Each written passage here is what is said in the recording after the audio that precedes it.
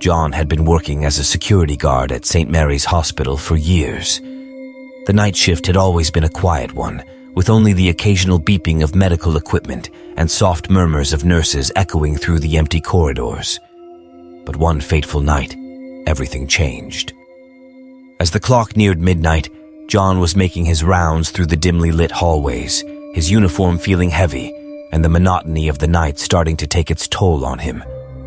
Suddenly, a frail voice broke through the silence.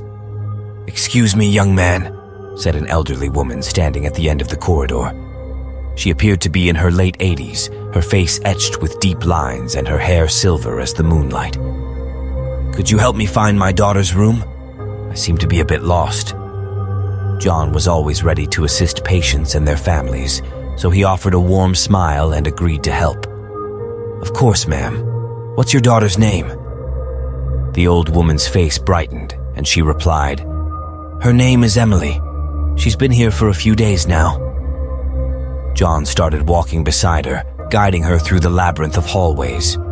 However, as they proceeded, John couldn't help but notice something strange. The old woman's feet were not touching the ground. She appeared to be gliding a few inches above the floor, as if defying gravity. A chill ran down John's spine, and he couldn't contain his unease any longer. He excused himself, telling the old woman he needed to check something and promised to be back in a moment. He rushed down the corridor and radioed his colleagues, who were stationed at different points in the hospital. His fellow security guards arrived quickly, and together they reviewed the CCTV footage. What they saw left them baffled and perturbed. The footage showed John walking down the corridor alone, talking and gesturing as if there were someone beside him, but there was no old woman to be seen. The realization struck them all like a bolt of lightning. The old woman had seemingly vanished into thin air.